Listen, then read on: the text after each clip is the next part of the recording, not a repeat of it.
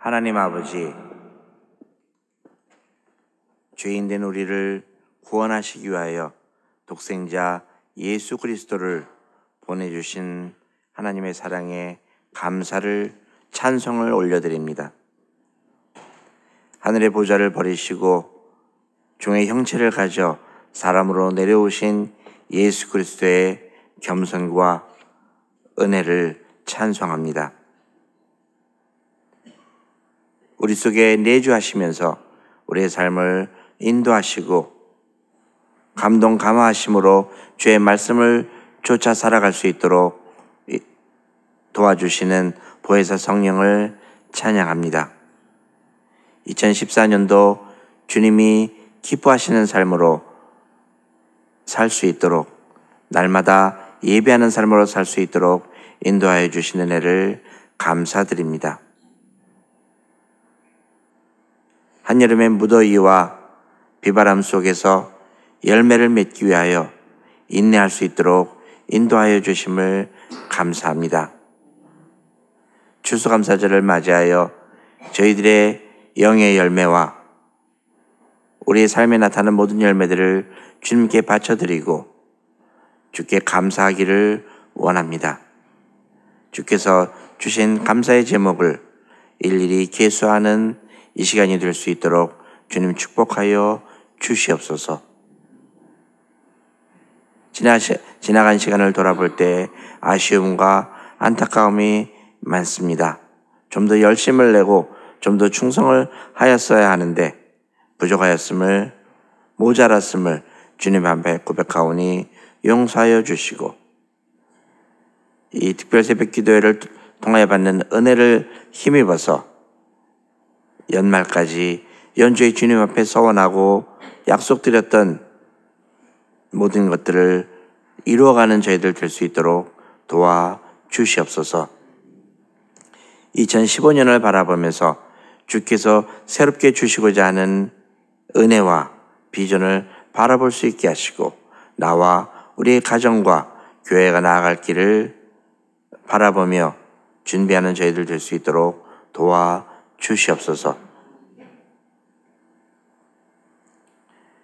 잃어버린 하나님의 뜻을 다시 찾을 수 있는 이 시간 될 수 있도록 강사 목사님 위에 주님의 성령의 두루마기를 입혀주시고 변화되는 영역을 더하여 주셔서 그 입으로 나오는 말씀이 능력의 말씀이 될 수 있도록 축복하여 주시옵소서. 수능을 맞이한 우리 사랑하는 자녀들을 주님께서 기억하여 주시고 그들의 삶이 주님 앞에 바쳐지는데 부족함이 없도록 그들의 마음에 소원하는 바를 이루어갈 수 있도록 주께서 지혜와 건강과 침착함을 더하여 주시기를 원합니다. 다윗 찬양대 찬양을 주님께서 흠양하여 주시고 이 시간 우리 가운데 성삼위 하나님이 함께 하셔서 주님께 영광 돌리는 귀한 기도회가 될 수 있게 축복하여 주시옵소서. 모든 말씀 예수님의 이름으로 기도합니다. 아멘.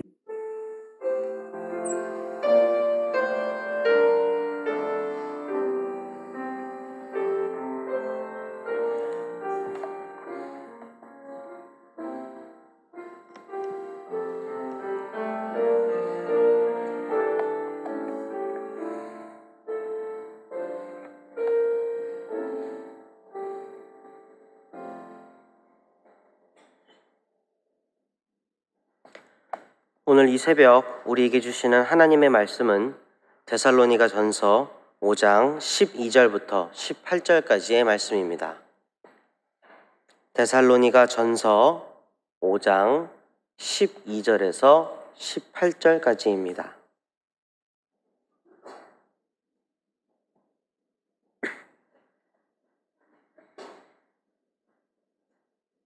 데살로니가 전서 5장 12절부터 18절까지의 말씀을 봉독하도록 하겠습니다. 하나님의 말씀입니다. 경청하시기 바랍니다.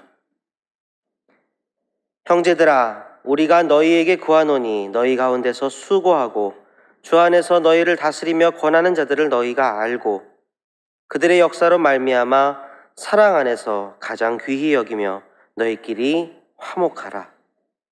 또 형제들아, 너희를 권면하노니 게으른 자들을 권계하며 마음이 약한 자들을 격려하고 힘이 없는 자들을 붙들어주며 모든 사람에게 오래 참으라. 삼가 누가 누구에게든지 악으로 악을 갚지 말게 하고 서로 대하든지 모든 사람을 대하든지 항상 선을 따르라. 항상 기뻐하라. 쉬지 말고 기도하라. 범사에 감사하라. 이것이 그리스도 예수 안에서 너희를 향하신 하나님의 뜻이니라. 아멘. 다윗 찬양대의 찬양 후에 유관재 목사님께서 우리가 잃어버린 하나님의 뜻이라는 제목으로 말씀을 전해주시겠습니다.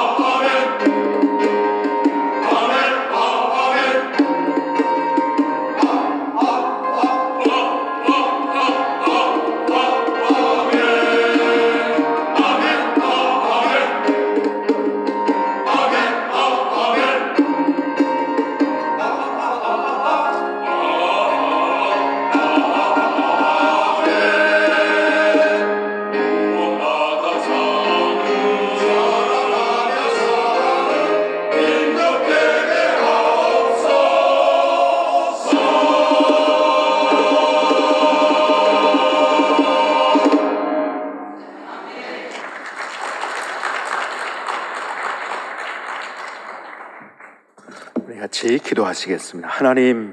하나님께서 오늘도 우리 가운데 함께 하심을 감사합니다. 주님을 사모하는 마음으로, 거룩한 갈망으로 찬바람을 가르며 주님 앞에 달려나올 수 있도록 은총을 베풀어 주셨음을 감사합니다. 하나님, 오늘도 주의 음성을 듣기를 소원합니다. 주님의 마음을 내 마음속에 담기를 소원합니다. 하나님, 오늘 시간 우리 가운데 말씀하여 주시옵소서. 주님의 뜻을 깨닫게 하여 주시옵소서. 말씀 속에서 나를 다스리시고 나를 만지시고 나를 치유하시고 나를 새롭혀 주시고 나를 도전하시는 하나님을 만나게 하여 주시옵소서. 예수님의 이름으로 기도하였습니다. 아멘. 아멘. 할렐루야. 하나님께서 오늘도 우리에게 이 멋진 날을 주셨습니다. 또 기대가 되는 귀한 하루를 우리에게 주셨습니다. 이 아침에 주님을 향해 달려오신 여러분 모두를 주님의 이름으로 환영을 드리고 삶에 더 멋진 하나님의 역사들이 새로워질 수 있기를 주님의 이름으로 축복합니다. 축복합니다. 우리 앞뒤 좌우를 돌아보면서 가장 아름다운 경치, 화난 얼굴이 아니고 환한 얼굴로 서로 축복하면서 주님의 이름으로 축복합니다. 주님의 이름으로 축복합니다. 주님의 이름으로 축복합니다. 주님의 이름으로 축복. 예, 감사합니다. 성경이 처음 쓰여질 때 1번 장절이 같이 쓰여졌다. 2번 같이 쓰여지지 않았다.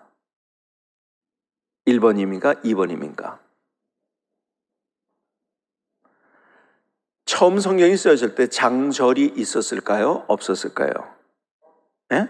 처음에는 장과 절이 없었습니다. 후기에 14세기, 15세기 내려오면서 차츰차츰 장부터 만들어지고 그 다음에 절이 만들어진 거예요. 왜 장절이 만들어졌을까요? 여러분, 오늘 본문을 피라고 하면은 여러분들 본문을 어떻게 이야기해서 그 본문을 필 수 있겠습니까? 그렇죠? 찾기가 어려워요. 장절이 없으면. 그렇죠? 우리가 편리를 위해서 장절을 만드는 거예요. 자, 그렇다면요, 여러분이 장절을 우리가 보면서 장과 절에 우리가 가려가지고 보지 못하는 그런 하나님의 말씀들이 있습니다. 예를 들어서 우리가요, 사랑장 하면은 어디죠? 사랑장. 고린도전서 13장. 우리가 그것을 사랑장으로만 알고 있습니다. 그것을 띄워놓습니다. 근데 사실은요, 이걸 이어서 보지 않으면 안 되는데요. 고린도전서 13장, 전장이 몇 장이죠? 고린도전서 12장. 여러분, 12장, 13장, 14장 넘어가면서 이것은 무엇을 얘기하냐면 성령의 은사에 관한 이야기를 하고 있는 거예요. 성령의 은사. 그러니까 막연히 사랑을 얘기한 것이 아니고 성령의 은사에 관한. 그런데 성령의 은사 중에서 가장 큰 은사가 뭔지 아십니까? 그것이 또 성령의 열매이기도 하고 그것이 사랑인 거예요. 그래서 그것을 길게 설명하니까 한 장만을 딱 띄워놓으니까는 성령의 역사와는 아무런 상관이 없는 것 같이 보여지게 되는 거예요. 그리고 일반적으로 그냥 사람들도, 교회 안 다니는 사람도 그래, 사랑은 이런 거야, 이렇게 되고 있어요. 아니에요. 성령님의 역사, 성령의 은사 중에서 가장 귀한 것, 그리고 가장 중요한 것, 그래서 길게 놨는데요, 그것을 장을 만들다 보니까 그것을 잘라서 놓다 보니까 우리가 가려가지고서 그냥 사랑만 딱 띄워놓고 성령의 은사와 사랑과는 상관이 없는 것처럼 그렇게 우리가 해석을 하고 있는 겁니다. 여러분, 뭐 이런 예를 들려면은 뭐 수도 없는 그런 예를 우리가 들 수 있지만 오늘 본문에 있는 이야기도 그겁니다. 자, 오늘 본문에 여러분들이 보시면은 제일 본문 가운데서 기억나는 귀절이 있어요. 어디입니까? 예? 딱 그냥 오늘 본문을 읽으면서 그거 하면서 떠오른 귀절이 뭐예요? 그렇죠. 항상 기뻐하라, 쉬지 말고 기도하라, 범사에 감사하라. 이것이 그리스도 예수 안에서 너희를 향하시는 하나님의 뜻이니라. 여러분, 항상 기뻐하라, 쉬지 말고 기도하라, 범사에 감사하라. 이것이 그리스도 예수 안에서 너희를 향하시는 하나님의 뜻이라는 말씀을 우리가 너무 잘 알고 있어요. 그런데요, 우리가 가만히 보면은요, 16절 한 절 항상 기뻐하라. 17절 쉬지 말고 기도하라. 한 절씩 쭉쭉 나와 있어요. 그러니까 절에 가려서 우리가 보지 못하는 부분이 있어요. 정말 중요한 부분을 못 보고 있어요. 뭔지 아십니까? 15절에 가장 마지막에 꼬리와 같이 달려 있는 것이 있죠. 15절이니까 삼가 누구든지 악으로 악을 갚지 말게 하고 서로 대하지 모든 사람을 대하든지 뭐라고요? 항상 선을 따르라. 항상 선을 따르라. 사실은요, 여기서부터 시작인 거예요. 데살로니가 전서 5장을 잘 보세요. 데살로니가 전서를 전체를 잘 보세요. 핵심 주제가 뭔지 아십니까? 항상 선을 따르라는 거예요. 그런데요, 15절에 꼬리와 같이 나와 있으니까 우리가 이것을 이건 아니구나 하고서 절에 가려서 보지 못하는 부분인 거예요. 사실은 여기서부터 봐야 되는 거예요. 항상 선을 따르라. 항상 기뻐하라. 쉬지 말고 기도하라. 범사에 감사하라. 이것이 그리스도 예수 안에서 너희를 향하신 하나님의 뜻이니라. 저는요, 만약 제가 액자를 만드는 사업을 한다면 이것부터 집어넣으려고요. 항상 선을 따르라. 항상 기뻐하라. 쉬지 말고 기도하라. 범사에 감사하라. 이것이 그리스도 예수 안에서 너희를 향하신 하나님의 뜻이니라. 정말 중요한 하나님의 뜻을 우리가 놓치고 있어요. 자, 보세요. 항상 기뻐하라는 혼자 할 수 있어요. 쉬지 말고 기도하는 혼자 할 수 있어요. 범사에 감사하는 혼자 할 수 있어요. 그런데요, 항상 선을 따르는 것, 이건 뭔지 아세요? 항상 상대가 있어야 돼요. 여러분, 한국 크리스찬들이 잘 못하는 것 가운데 하나가 혼자 하는 건 너무 잘해요. 같이 하는 건 잘 못해요. 그래서 교회가 깨어지고 갈라지고 그런 경우들도 너무 많이 봅니다. 그러니까 같이 함께 해야 되는데 함께 하지 못하는. 자, 여러분, 우리가 정말 하나님께서 우리에게 주신 것, 우리가 함께 할 줄 아는 것, 이게 얼마나 중요한 일인지. 자, 보세요. 산상수훈에도 우리에게 이런 말씀을 주셨어요. 너희가 제단에 예물을 드리다가 형제와 원망 들을 만한 일이 생각나거든. 어떻게 하라고 했습니까? 어떻게 했죠? 형제와 화목하고 와서 예물을 드려라. 맞나요? 근데 꼭 중간에 하나를 우리가 빼먹어요. 아니요, 그 전에 있는 말씀이 있어요. 제단에 예물을 드리다가 형제와 원망 드릴 만한 일이 생각나거든. 어떻게 하라고 했는지 아세요? 그 다음 요거는 꼭 빼먹더라고요. 예물을 제단에 두고. 이걸 왜 빼먹는지 보세요. 왜 예물을 제단에 두라고 했을까요? 가져가면 안 가져올 줄 알았기 때문에. 예물은 제단에 두고 가서 형제와 화목하고 와서. 자, 보세요. 여러분, 내가 하나님 앞에 나아가기 위해서 정말 중요한 것이 뭔지 아세요? 관계성이 회복돼야 된다. 함께 할 줄 알아야 된다. 정말 우리 가운데 이것이 회복되지 않으면 우리가 하나님 앞에 제대로 갈 수 없다는 거예요. 성경은 이야기를 계속 우리에게 해주고 있어요. 여러분, 교회가 싸우고 갈등할 때 잘 보세요. 왜 다투고 싸우고 갈등하는가? 가만히 보면은요, 진리 때문에 그러는 적 없어요. 진리 가지고 싸우는 교회는 없어요. 뭔지 아세요? 방법론을 가지고 싸웁니다. 이래야 된다, 저래야 된다, 이렇게 해야 된다, 저렇게. 저희 교회가 조금 했을 때, 아주 작은 교회였을 때, 우리 교회 이제 부활절이 되게 됐어요. 부활절. 근데 부활절을 지나는데요, 우리가 이제 재직해서 이제 상의를 하는데 떡과 밥 중에 둘 중에 하나를 선택해야 돼요. 우리 재정이 그렇게 좋지 않았기 때문에 조그만 교회였었고 아주 가난한 교회였었어요. 제가 사례금을 제대로 못 받으면서 제가 목회를 시작했으니까요. 떡을 하느냐 밥을 하느냐 둘 중에 선택해야 되는데, 여러분, 떡 하는 게 맞습니까? 밥 하는 게 맞습니까? 네? 떡 하는 게 맞습니까? 밥 하는 게 맞습니까? 여러분, 어느 게 맞는 게 아니잖아요. 그렇죠? 자, 그런데요, 재직회 때 그 의견이 둘로 딱 갈라졌어요. 떡을 해야 된다는 사람은 떡을 하는 이유가 너무너무 치열한 거예요. 밥을 해야 된다는 사람은 밥하는 이유가 너무 치열한 거예요. 근데 이게 몇 대 몇인지 아십니까? 거의 50대 50인 거예요. 그래서 제가 이런 얘기를 했어요. 떡하는 것도 맞고 밥하는 것도 맞다. 근데 이것은 우리가 싸울 일이 아니다. 그렇죠? 그래서 저한테 위임해 주면은 그냥 제가 할 테니까 그렇게 하면 어떻겠냐. 근데 또 저한테 위임을 해줘가지고 그래서 제가 뭘 했겠습니까? 네? 네, 밥 좋아하는 분 지금 밥이라고 대답하셨고 또 떡 좋아하는 분 떡이라고 대답하셨고. 그렇죠? 근데 그러다가 사실은 어떤 분이 자기가 떡을 하겠다는 분이 생겨나가지고 밥과 떡을 다 하게 됐어요. 여러분, 우리는 이거 가지고 너무 치열해요.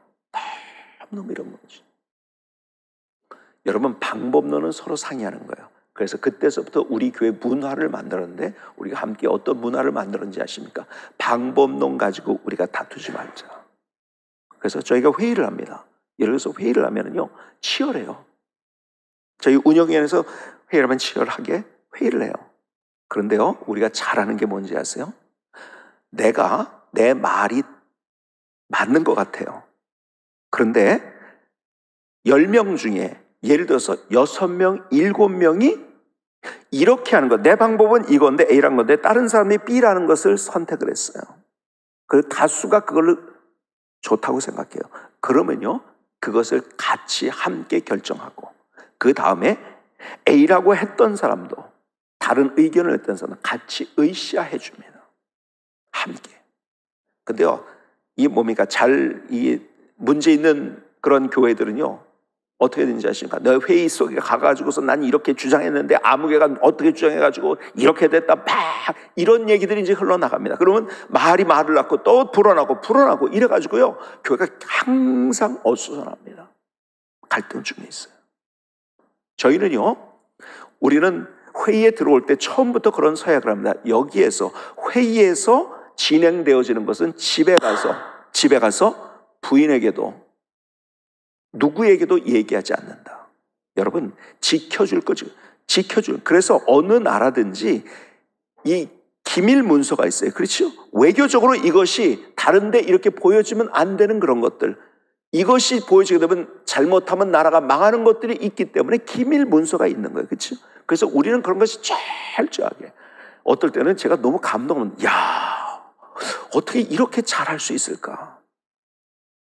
그러니까 저희 교회가 항상 행복하게 그리고 갈등 없이, 그래서 저희 교회 처음에 항상 이렇게 씁니다. 행복이 시작되는 성관교회. 그럴 수 있는 이유가 함께 그렇게 하기 때문에.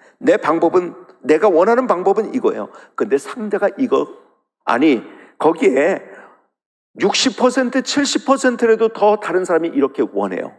여러분, 진리는 목숨 걸고 싸우는 거예요. 그렇죠? 떡을 하는 게 맞습니까? 밥을 하는 게 맞습니까? 여러분, 그것은 다 수결인 거예요. 방법론은 다 수결인 거예요. 그걸 서로 양보죠. 그런데 우리는 그냥 내 것. 그러다 보니까 한국에, 여러분들 밖에 나가면요, 한인회들도 있잖아요. 그리고 한국 사람들이 모임이 있잖아요. 어떤 나라보다도 잘 갈라지고 싸우고 한인회가 2개가 되고 이런 나라들이 한국밖에 없는 것 같아요. 아니요, 성경은 우리에게 먼저 이야기해요. 뭐라고 말씀하니까 항상 항상 관계성이 먼저 중요하다. 함께 할 줄 아는 거. 혼자 하는 거 잘하는 사람이 되지 말고 먼저 함께 하는 것을 잘해야 된다. 그래서 행복은 소유가 아니에요. 행복은 관계예요. 내가요, 1조 원을 벌었어요. 예를 들어서 내가 점심을 먹는데 혼자서 100만 원짜리 그런 점심이 있는지 모르겠어요. 예를 들은 거예요. 그냥 100만 원짜리 혼자 점심을 먹어요. 혼자 먹어요. 그 불행한 거예요. 그렇죠? 근데 5천 원짜리 김치찌개를 먹어요. 근데 함께 웃으면서 함께 먹을 수 있는 사람, 그 사람이 있는 사람, 그 사람이 행복한 거예요. 여러분, 혼자 되는 것은 고독한 거고 혼자 되는 것은 불행한 거예요. 거기 기쁨이 없어요. 감사가 없어요. 그래서 능력이 없어요. 그냥 그렇게 피곤하게 지친 인생을 살 수밖에 없는 거예요. 오늘 성경은 우리에게 항상 선을 따르라. 항상 선을 따르라. 이것이 가장 먼저 우리에게 보여주신 하나님의 뜻인 거예요. 자, 그렇다면요, 함께 우리가 살아가는 관계성 속에서, 혼자가 아니라 관계성 속에서 어떻게 항상 선을 따르는 인생을 살 것인가 하는 이야기를 오늘 본문이 우리에게 소개해 주겠어요. 여러분, 항상 선을 따르란다는 의미가 무엇인가? 옛날 개혁 성경은 항상 선을 쫓으라고 했는데요, 그 의미가 뭔가? 12절 여러분이 유의 있게 보시겠습니까? 12절, 형제들아 우리가 너에게 구하노니 너희 가운데서 수고하고 주 안에 있는 너희를 다스리며 권하는 자들을 너희가 알고 그들의 역사로 말미암아 가장 사랑 안에서 가장 귀히 여기며 너희끼리 화목하라. 여러분, 귀히 여긴다는 말은 원어적으로 관심을 갖는다는 거예요. 관심을 가지면서 귀히 여긴, 관심 갖는다. 항상 선을 따른다는 의미 중에 가장 중요한 의미는요, 관심을 가져주는 거예요, 상대에게. 여러분, 오늘 잘 오셨어요.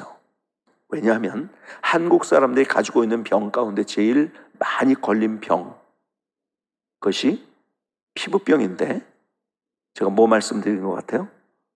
무좀이 아마 제일 많은 병 가운데 하나일 거예요. 그렇죠? 무좀에 걸린 분들이 많아요. 무좀 때문에 고생하는 분들이 많아요. 저도요, 무좀 때문에 고생을 하고요. 저는 무좀에 잘 걸리는 체질이에요. 그래서 제가 이런 얘기를 했어요, 옛날에. 하나님이 나를 너무 신묘막측하게 창조하셨다.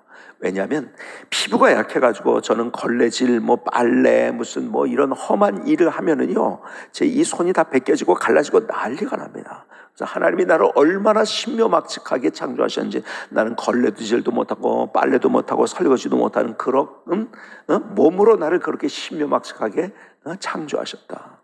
나 그런 거 못한다. 왜? 피부가 약해서. 그랬더니 그 얘기를 듣던 어떤 집사님이 그러더라고요. 목사님, 고무장갑 끼면 돼요. 그러더라고요. 그건 몰라도 한참 모르는 소리예요. 여러분, 고무장갑 끼면은요, 이 손에 피부가 약한 사람은 더 심해지는 거, 그건 약한 사람은 알죠, 그렇죠?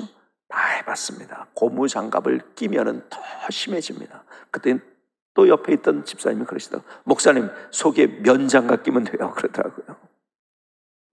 저는요, 원래 피부가 참 약해요. 무좀에 잘 걸리는 약한 피부니까요. 그런데다가 발가락이 이렇게 붙어 있는 사람들 있죠. 근데 한국 사람이 거의 많이 그래요. 붙어 있는 사람이 무좀에 걸리는 거예요. 여러분, 더 더운 나라에 동남아에 가면은요, 그 사람들 그렇게 무좀 없어요. 왜 그런지 아세요? 발가락이 다 이렇게 떨어져 있어요. 저는 피부가 약하죠. 그리고 붙어 있죠. 저는 제가 제 발을 볼 때마다 제가 볼 수 없으니 남들은 어떻겠습니까? 벗겨지고 갈라지고 너무 험한 거예요. 내 발은 왜 이럴까? 근데 어느 날 하나님께서 문득 저에게 그 지혜를 주셔가지고 무좀약을 알게 하셨어요. 그 무좀약, 그게 뭔지 아세요? 두 글자예요. 뭘까요? 저는요, 어떤 질문할 때 그렇게 어려운 질문 안 합니다. 둘 중에 선택하라고 하지 않으면 쉽게 하기 위해서 이미 답을 주고서 제가 문제를 냅니다. 두 글자예요. 뭘까요? 관심이에요. 관심. 이거 뭐 대단치도 않은 거 안 해요. 저 이것 깨닫고 나가지고요, 제 인생이 달라졌어요. 왜 그런지 아세요? 여러분 보세요. 사람들이 얼굴에는요 그렇게 신경을 쓰고요, 뭐 스킨이다, 로션, 이 정도가 아니라 데이크림이다, 나이크림이다, 무슨 팩을 한다, 무슨 영양크림이다, 뭐 아이크림이다, 뭐 얼마나 화장품이 또 얼마나 비싼지, 그렇게 얼굴에는 그렇게 에너지를 쏟아요. 그런데 발에 그런가요? 아니, 하루 종일 사망의 음침한 골짜기에서 얼마나 헤맸습니까? 그러니까 더 관심 가져주고 더 발에 대해서 좀 에너지를 쏟아줘야죠. 그런데요, 발은요 얼마나 무시하는지요. 보세요. 얼굴을 딱딱딱딱 수건을요, 그러다가 냄새나면 그 다음에 뭐 합니까? 그 다음에 발을 닦아요. 아니, 무좀이 안 걸릴 수가 있네요. 제가 그래서 이런 얘기합니다. 발 닦는 수건과 그 다음에 얼굴 닦는 수건의 수준이 같아질 때 무좀 뚝이다. 여러분, 얼굴에 가진 관심의 반만 가져도 무좀은 끝납니다. 그냥 그걸 관심이라는 걸 깨닫고 나가지고 그때서부터 제가 발에 관심을 갖기 시작해요. 내가 얼굴보다 발에 관심을 더 가지리라. 그리고서요, 새벽에 일어나서 새벽기도 가기 전에 발에다가 씻고 이 몸이가 스킨을 발라주고 로션을 발라주고. 여러분들, 남자 스킨에는 뭐가 있는지 아세요? 남자 스킨에는 알코올 성분이 있어요. 그래서 소독작용도 됩니다. 하여간 제가 어떻게 하면 발이 좋아지는가를 연구하고 해가지고 발에 관심을 갖기 시작했어요. 그러다가 어느 날 제 발을 봤는데요, 제가 제 발을 보다가 감동을 했다니까. 어떻게 뽀송한 발, 어떻게 이럴 수가 있을까? 한번 보여드릴까요? 저는 자신이 있어요. 이런 관심이에요. 그 사람이 왜 나한테 그러는지 아세요? 저 사람 자꾸 나한테 이상하게 대들고 화내고. 왜 그런지 아세요? 관심을 원하는 거예요. 여러분, 가정에서도 그렇고 우리 교회에서 내 만남의 관계 속에서 사실은 저 사람 왜 그럴까 할 때, 저 사람 때문에 힘들다고 할 때 그 사람에게 한 번 더 관심을 가져주는 거예요. 여러분, 제가 그냥 지나가듯이 이런 얘기하지만요, 저는 제가 그냥 얘기하는 것이 아니라 제가 이 말씀을 살아보면서 그렇구나, 그렇게 관심 가져줄 때 그 사람이 얼마나 나에게 더 기가 막히게 잘해주고 관계가 회복이 되어지고. 여러분, 항상 선을 따르는 것은 첫 번째 관심을 갖는 거예요. 두 번째 항상 선을 따르는 것은 14절을 보십니다. 14절, 또 형제들아 너희를 권면하노니 게으른 자들을 권계하며 마음이 약한 자들을 격려하고 힘이 없는 자들을 붙들어주며 모든 사람에 대해 오래 참으라. 자, 무슨 말입니까? 너희를 권면하니 게으른 자를 권계하고 마음이 약한 자를 격려하고 힘이 없는 자를 붙들어주고. 뭡니까? 필요를 채워주라는 거야. 상대가 가지고 있는 필요가 있어요. 그것을 채워줄 줄 아는 인생. 그래서 그것을 다른 얘기로 한다면 필요를 채워주기 위해서는요, 나의 것을 나눌 때 필요를 채워주는 거예요. 그렇죠? 내 에너지를 나눠주는 거예요. 시간을 나눠주는 거예요. 물질을 나눠주는 거예요. 내 마음을 나눠주는 거예요. 그게 필요를 채워주는 거예요. 여러분, 우리의 삶을 살아가면서요, 정말 중요한 것이 뭔지 아십니까? 나눌 줄 아는 거예요.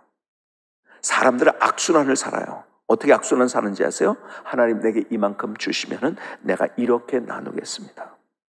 이게 악순환이에요. 절대 하나님 그러면 안 주세요. 여러분, 내가 나눌 때 하나님께서는요, 우리에게 더 풍성하게 주시는 거예요. 그래서 주님께서 이런 말씀하셨죠.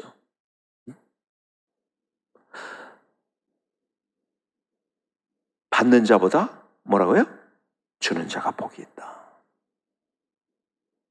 그게 행복의 선순환인 거예요. 내가 먼저 나눌 줄 아는 거. 여러분, 오늘 잘 오셨는데요, 또 하나 약을 하나 좀 드리려고 그래요. 제가 밤에 잠을 잘 못 주무시는 분, 불면증 치료제 하나 드릴까요? 기가 막힌 거예요. 여러분, 불면증에 걸린 분들이 잠을 잘 자기 위한 것 가운데 정말 중요한 것이, 좋은 것이 뭐냐면요, 이 복식 호흡을 잘하는 거예요. 자, 복식 호흡을 하는데요, 복식 호흡의 제일 큰 원리가 뭔지 아세요? 제일 큰 원리, 어떻게 하면 복식 호흡을 할 수 있는지 아세요? 다른 거 다 몰라도 돼요. 이거 하나만 알면 돼요. 여러분, 복식 호흡은요, 숨이 내빼는 거, 들숨과 날숨이 있어요. 그렇죠? 들숨과 날숨에서 날숨이 더 중요하다는 거예요. 그래서 날숨을 6을 합니다. 그러면 들이키는 것을 4을 합니다. 이 복식 호흡의 원리요, 하나, 둘, 셋, 넷, 다섯, 6이 내뱉는 거예요. 그리고 7, 8, 9, 10, 4이 들이마시는, 그러니까 더 많이 내빼는 거예요. 그러니까 여러분들이요, 잠 안 올 때요, 다 빼보세요. 그냥 속에 있는, 손끝에 있는 것까지 다 내뺀다. 그러면요, 자연적으로 들숨이 좋아집니다. 내가 온몸으로 들이키는 숨이 되는 거야. 그냥 가슴에, 이 몸이니까 가슴에서만 이런 숨이 아니라 온몸으로 하는 숨. 그래서 온몸이 이완이 되는 거예요. 그래서 다 내빼는 거예요. 거예요. 그러면 좋은 숨을 들이마실 수 있는 거예요. 여러분, 복식 호흡의 가장 중요한 원리는 내 빼는 날숨이 더 중요하다고 생각하는 거예요. 딱 빼. 그러면서 기도하세요. 하나님, 내 안에 있는 여러 가지들, 잘못들, 시기, 미움, 다툼, 불평하는 거 다 내뺍니다. 기도합니다. 하나님, 다 내뺍니다. 다 숨과 함께 다 밖으로 내뺍니다. 그래서 다 내빼고, 그러면 좋은 숨이 들으시고 계속 여러분 이렇게 기도하면서 한번 주무셔 보세요. 아주 권한 잠을 잡니다. 제가 무슨 말씀 드리고 있는지 아세요? 먼저 우리의 하나님께서 창조의 섭리가 그거라는 거예요. 내뺄 때 그 다음에 더 잘 들여 마시는 것, 나누는 것이 먼저라는 거예요. 저는 이 원리를 붙들고서 제가 가진 원리 가운데 정말 중요한 원리, 하나님께서 내게 주신 원리, 그것이 여러 성경 구절 다 오늘 볼 수 없지만 제게 정말 기가 막히게 나누는 것이 얼마나 더 귀한 일인가, 하나님 앞에 드리는 일이 얼마나 더 중요한 것인가, 이것을 하나님이 깨닫게 하신 다음부터요, 제 인생에 하나님께서 주시는 부요와 풍성함, 날마다 삶의 노래가 있고 감사가 있고 감격이 있고 간증이 있는 얼마나 멋진 인생을 살게 되었는지, 그런 먼저 나눌 줄 아는, 그래서 상대의 필요를 채워줄 줄 아는 그런 멋진 인생을 세워갈 수 있기를 주님의 이름으로 축복합니다. 축복합니다. 자, 그런데 보세요. 마지막, 정말 중요한 거예요. 마지막, 항상 선을 따르는 것이 무엇인가? 15절을 보십니다. 삼가 누가 누구든지 악으로 악을 갚게 하지 말고 서로 대하든지 모든 사람을 대하지 항상 선을 따르라. 자, 보세요. 삼가 누가 누구든지 악으로 악을 갚지 말게 하라. 무슨 말입니까? 다른 말로 얘기하면 용서하라는 거예요. 용서해라. 여러분, 다른 거 다 잊어버려도 괜찮아요. 근데 오늘 본문에서 가장 중요한 것이 이거예요. 항상 선을 따르는 것은 용서할 줄 아는 거예요. 여러분, 누군가 나에게 상처를 줍니다. 공격을 합니다. 손가락질을 합니다. 그럼 나도 모르게 저놈이 나한테 저럴 수 있어. 그리고 그 사람을 주시합니다. 그래서 분노하게 됩니다. 여러분, 내가 누군가를 미워해요. 그래서 내가 누군가를 미워하게 됐어요. 그러면은 그 사람에서 분노를 합니다. 그러면은 그런 것을 통해서 1번 상대가 잘못된다, 2번 내가 잘못된다. 내가 미워해봤자 상대는 아무렇지도 않아요. 문제는 뭐냐? 나 혼자 힘든 인생 사는 거예요. 스스로 분노의 감옥에 갇히고요. 그렇죠? 스스로 불행한 인생을 살아가는 거예요. 여러분, 용서하라는 것은 주님께서 상대를 위한 배려가 아니에요. 나를 위한 하나님의 배려고 격려한 거예요. 용서한다는 거. 용서하지 않는 한 우리는 분노의 감옥에 갇혀서 우리의 삶을 살아갈 수밖에 없어요. 그래서 불행해지는 거예요.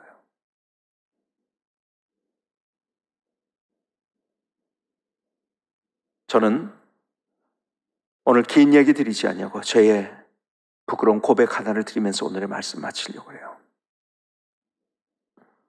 10년이 조금 넘었어요. 제가 미국에 집회를 갔어요. 위치타라는 곳의 한인교회. 위치타라는 곳은 대각선을 미국을 그으면 제일 가운데 있는 도시입니다. 전날 집회를 끝나고 호텔에 가서 잠을 자는데요. 잠을 자다 갑자기 제 몸이 용수철처럼 튀어오르지 깨어난 거예요. 근데 시차 때문이 아니라 내가 깨어나면서 하나님이 나를 기도하라고 하시는 거예요. 이 마음이 탁 드는 거예요. 그러면서 용수철처럼 탁 튀어 올라왔어요. 침대 밑에 내려가서 무릎을 꿇고 그래서 기도하기 시작했어요. 전 그런 경험이 처음이었어요. 잠자다가 그렇게 기도하는데 그렇게 눈물이 나는 거예요. 혼자서. 다른 사람이, 모르는 사람이 저를 봤다고 한다면 갑자기 밤에 일어나가지고 그러니까 미쳤다고 할 거예요. 얼마나 눈물을 흘리면서 그날 기도를 했는지. 그때 하나님께 제 안에 주셨던 주님의 음성이 있었어요. 그렇게 눈물 흘리면서 기도하고 있는데 주님께서 제 안에 이런 말씀을 주셨어요. 너 왜 어머니를 용서하지 못하고 있냐? 너 왜 어머니를 용서하지 못하고 있냐? 깜짝 놀랐어요. 아니, 어머니를 용서하지 못하다니요? 제가 부모님을 모시고 살았고요. 제가 정기적으로 나 돈 없어도 용돈 드렸고요. 특별한 어떤 명절에 이럴 땐 더 많이 드렸고요. 제가 맛있는 거 어디서 먹고 오면 꼭 모시고 와서 사드리려고 했고요. 주변에서 저보러 효자라고 했어요. 아니, 어머니를 용서 못하다니요. 근데 계속 주님께서 내 마음속에 말씀하시는 거예요. 너 왜 어머니를 용서하지 못하냐? 그러면서 주님께서 내 속에 보이지 않는 나의 모습, 내 속에 마치 조명을 비추듯이 나를 비춰주시는데요. 이런 나를 그날 보여주신 거예요. 나도 모르게 내 속에 있었던 내 마음은 어머니에 대한 용서하지 못하는 분노였었어요. 왜 그런지 아세요? 저는 어릴 때 어머니가 저를 우르르 깎고 얼러준 기억을 제가 하지 못해요. 할머니, 할아버지가 나를 업어주고 안아주고 얼러주고 했던 기억, 그런 기억이 없어요. 그런데요, 사실은요, 저희 어머니가 아주 굉장히 유교적인, 저희 외할아버님이 서당을 하셨고요. 그래서 막 유교적인 집안이지. 옛날 시대를 살았던 분들 아시잖아요. 어른들이 있을 때 어떻게 자기 이야기를 우르르 깎고 이건 못해요. 그거는 양반들이 하는 일이 아니었었어요. 그렇죠? 사실은요, 옛날에 양반들은 참 왜 그런지 모르지만요, 그냥 자기 아기라도 어른들이 있으면 그냥 지나가죠. 근데요, 계속 저희 어머니가 시집살이를 하면서 계속 아침부터 일하고 밥하고 이런 거 하면서 아이를 볼 시간이 있나요? 참 저희 할머니는요, 저를요 굉장히 많이 업어주고요, 저를 얼러주고 하셨어요. 근데 엄마는 그런 기억이 저에게 없었던 거예요. 저희가 자라면서 어머니가 또 아팠어요. 학창 시절에 어머니 없이 밥을 먹어야 될 때 왜 입원한 시간이 많이 있었기 때문에. 저희 어머니가 참 뛰어난 분이었었어요. 글도 너무 잘 쓰고요. 지금 성전 꽃꽂이 하는 이런 책이 옛날에 나온 게 있는데 지금도 제일 성전 꽃꽂이 중에 제일 잘 만든 책이에요. 얼마나 뭘 하든지 잘 하시는지. 분재를 하시는데요, 분재가 한 3,000개 정도 있습니다, 저희. 그래서 그것을 다 어떻게 할 수 없어서 하우스를 얻어가지고서 그것을 기릅니다. 저희 어머니 손에만 오면 다 살아납니다. 글을 얼마나 잘 쓰시는지요. 이렇게 해가지고 가사를 써가지고 저희 어머니가 가사를 줘가지고 만든 노래들도 많이 있어요. 참 뛰어났던 분이에요. 그러니까요, 저에게 한 번도 저를 막 그냥 다그치고 그리고 막 그냥 욕하고 그런 신분은 아니었어요. 그러나 한 번도 너 이거 잘했구나 이런 얘기를 어머니에게 들어본 적이 없어요. 나도 모르게 내 안에 가졌던 내 마음, 엄마가 나를 진짜 사랑할까? 나를 왜 한 번도 그렇게 안 해줬을까? 나도 모르게 감춰졌지만 내 안에 가지고 있었던 엄마를 향한 용서하지 못하는 마음이었어요.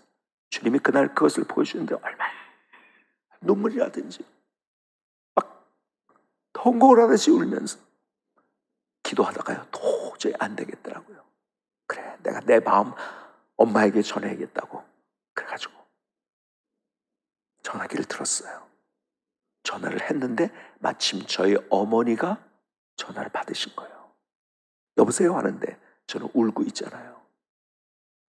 제가 대답을 머뭇거리고 있는데 저희 어머니가 여보세요? 여보세요? 제가 울면서 첫 마디가 이거였어요. 엄마 용서해 주세요. 잘못했습니다. 저희 어머니가 깜짝 놀라서 무슨 말하는 거야? 왜 그래 왜? 오늘 하나님이 제 안에 이런 마음이 있다는 것을 보여주셨어요. 그 자초지종을 쭉 얘기하면서 엄마 용서해 주세요. 그랬더니 저희 어머니가 이렇게 말씀하시더라고요. 내가 너를 용서해 줄 것이 뭐가 있는데, 내가 너를 얼마나 자랑스럽게 생각하는데, 내가 너를 얼마나 사랑하는데. 그때 그날 저는 저희 어머니가 저한테 사랑한다는 말을 처음 들었어요. 얼마나 눈물이 나든지요. 엄마, 하나님께서 내 마음을 보여주시고 내가 이것을 회개하게 하시고, 그래서 엄마 이제 내가 잘할게요. 두 모자가요, 그날 막 울면서 얘기하는데 한 30분을 막 그냥 막 울면서 내가 이런 거 잘못했다 이랬다 서로 이러면서 얘기를 하면서 전화를 끊었어요. 그러고 와서 잠을 잤어요. 그리고 그 다음날 아침에 일어났는데요, 저는 제 인생에 이런 경험은 처음 했어요. 모든 게 새롭더라고요. 세상이 다시 창조된 것 같아요. 하늘을 보는데요, 나무를 보는데요, 길가에서 서가는 풀을 보는데요, 모든 것이 그렇게 아름다운 거예요. 신선한 거예요. 새로운 거예요. 이야, 이런 좋은 세상이구나. 이런 멋진 세상이구나. 이미 하나님은 그런 멋지고 아름다운 세상을 창조했던 거예요. 그런데 왜 내가 그것을 경험하지 못하고 그것을 내가 체험하지 못하고 느끼지 못했는지 아세요? 내 안에 있었던 용서하지 못하는 마음, 그것을 해결했더니 내 주변이 달라진 거예요. 밝아진 거예요. 새로워진 거예요.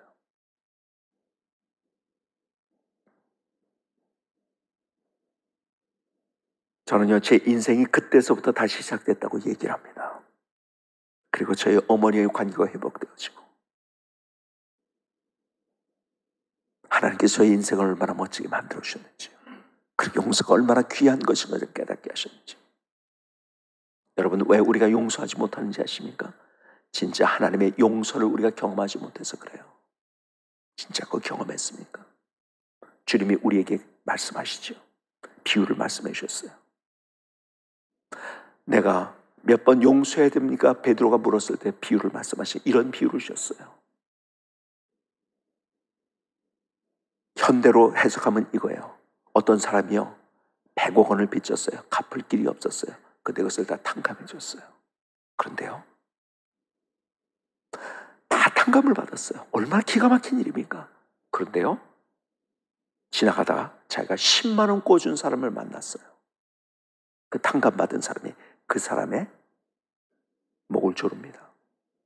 멱살을 잡습니다. 그리고 10만 원 내놔. 아니, 내가 100억 원 다 탕감해 주지 않느냐? 저 사람을 옥졸들에게 붙여라. 옥졸이란 말의 어원은 뭔지 아십니까? 고문당하다는 거예요. 고문당. 내가 누군가를 미워하고 용서하지 못하면 난 고문당하고 있는 거예요. 그리고 주님께서 우리에게 보여주신 장면, 내가 너를 그렇게 셀 수 없는 수많은 죄를 용서해 주었는데 너는 그 사람이 2개 잘못했다고, 3개 잘못했다고, 아니 10개 잘못했다고 멱살 잡고 있느냐? 이게 내 인생의 그림이 아니냐고요. 하나님이 나에게 모든 것들을 용서해 주신 거예요. 십자가의 보혈로 다 용서해 주신 거예요. 그 용서가 얼마나 기가 막힌 용서입니까? 그랬기 때문에 내가 하나님의 처녀가 되고 영원한 생명을 얻고 천국을 얻을 수 있게 됐던 거예요. 그런데 우리가 가면서 그 사람이 나한테 몇 개 잘못했다고 나는 그 사람 멱살 잡고 있어요.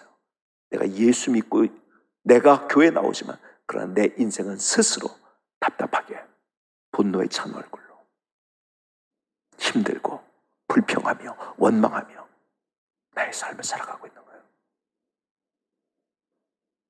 그런데 보세요. 내가 용서하지 못하는 사람, 그 사람은 저 멀리 아프리카에 있는 사람이 아니에요. 저 멀리 남미에 있는 사람이 아니에요. 내가 용서하지 못하는 사람은 나와 가장 가까이 있는 사람이에요. 그게 남편인지 모르겠어요. 아내인지 모르겠어요. 부모님인지 모르겠어요. 자녀인지 모르겠어요. 나와 가까이 일하는 어떤 동료인지 모르겠어요. 내가 용서하지 못하는 그 사람은 멀리 있는 사람 아니에요. 나와 가장 가까이 있는 사람이에요.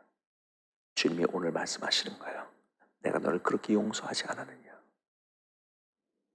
몇 개 잘못했다고 멱살 잡고 있지 마라. 그 손 풀어라. 기도하시겠습니다. 이제는 우리 주 예수 그리스도의 십자가의 보혈의 은혜와 아버지 하나님의 넓고 극진하신 사랑, 내가 변한다 할지라도 변치 아니하시는 하나님의 사랑하심과 성령님의 내주 교제의 교통하심이 오늘 이 자리에 함께한 모든 하나님의 사람들 삶과 삶의 모든 영역 속에 무엇보다도 수능을 보는 귀한 우리의 수험생들 위에 이제로부터 영원까지 함께 하시기를 예수님의 이름으로 간절히 축원하옵나이다. 아멘.